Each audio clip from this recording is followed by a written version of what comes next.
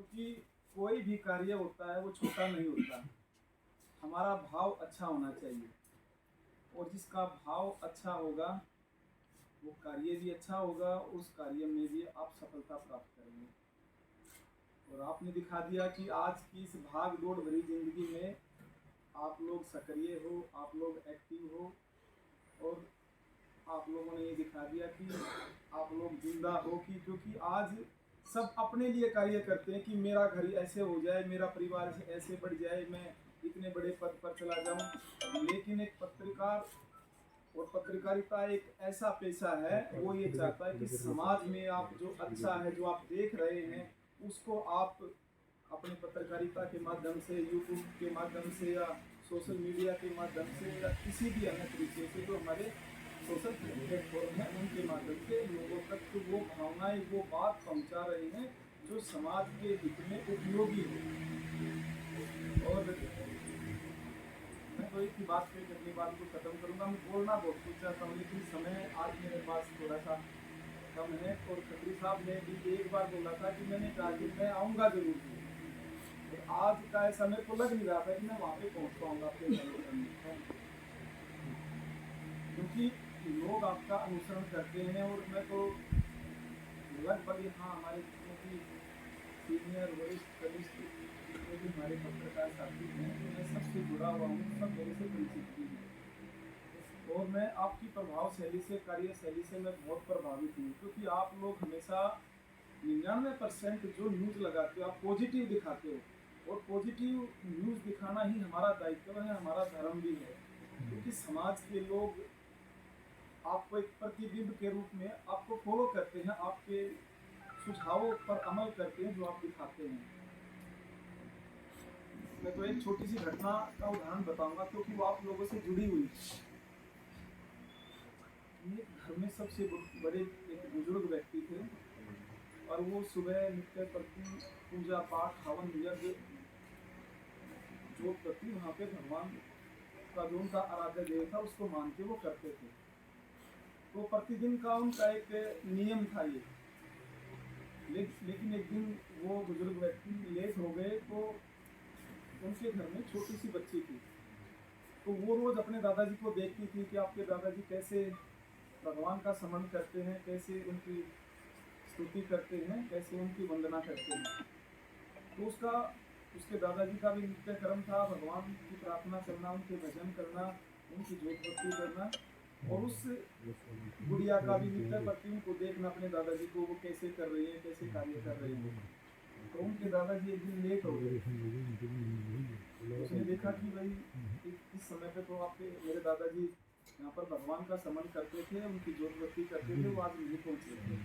तो उस गुड़िया को पता था कि जब मेरे दादाजी पहले क्या शुरुआत करते हैं, हवन यज्ञ करते हैं, उसके बाद भगवान की प्रार्थना करते हैं। तो उस बच्ची ने वो सारे कार्य करने वहाँ भगवान के उस मंदिर में अपने घर में शुरू कर दिए। और थोड़ी देर के बाद उसके दादाजी वहाँ पे पहुँच गए। उसके दादाजी पीछे रुक गए, वो देख रहे थे कि भाई ये गुड़िया क्या कर रही है।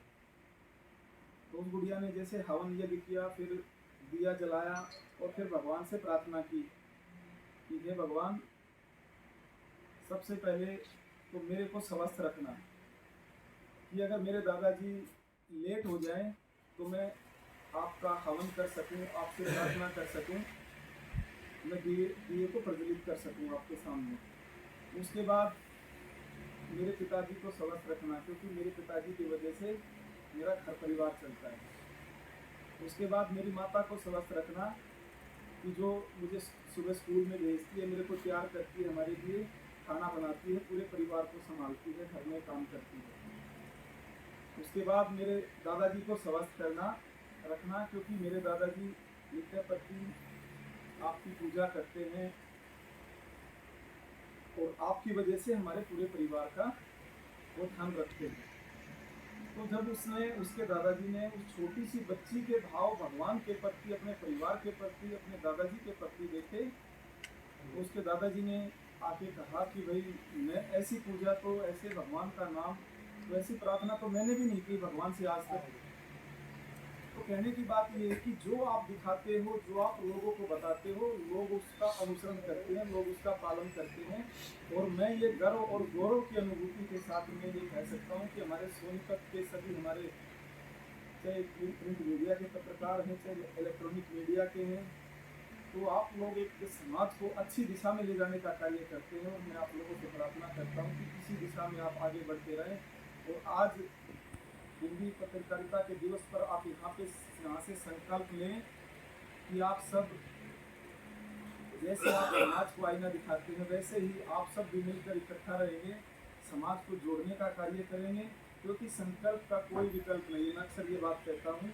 और जहाँ जिसका कोई विकल्प नहीं होता, वहाँ पे जीत निश्चित नहीं सुनिश्चित हो जाती है। इसलिए अपने सोनीपत को भी आगे बढ़ाने के लिए, अपने प्रेस क्लब को भी नई ऊंचाइयों पर लेके जाने के लिए, ताकि हम भी कहीं दूसरे राज्य में या दूसरे ज़िले में जाएं तो हम ये कह सकते हैं कि भाई अगर आपको कुछ सीखना हो तो हमारे सोनीपत के जो हमारे पत्रकार साथी हैं, आप उनसे सीखिए, उनसे समझिए। क्योंकि मेरा भी लगभग 15 साल का राजनीतिक जीवन रहा है, लेकिन जो सहयोग, आशीर्वाद, लाड, प्यार आप लोगों का रहा है, मैं उसको शब्दों में बयान नहीं कर सकता। क्योंकि जो भी अपना कार्य होता है, आप लोग मुझे उसे उसमें सम्मिलित करते हैं। और ये आज का दिन भी मेरे लिए बहुत ही गौरव का पल है। क्योंकि मैं रात को चाहे 2 बजे लिखता हूँ, अपने पूरे दिन की दिनचर्या लिखता हूँ। मैंने पहले भी बोला है कि 16 साल का रिकॉर्ड मेरे पास तारीख वाइज है कि आज मैंने पूरे दिन किया क्या है। उससे 2 बातें होंगी। एक तो जब हम जीवन के अंतिम पड़ाव में होंगे तो हम उन पन्नों को पलट कर देख सकते हैं कि हमने अपने जीवन के 15 साल, 20 साल, 30 साल हमने सही दिशा में गुजारे या हमने अपना जीवन को व्यर्थ करने का काम किया।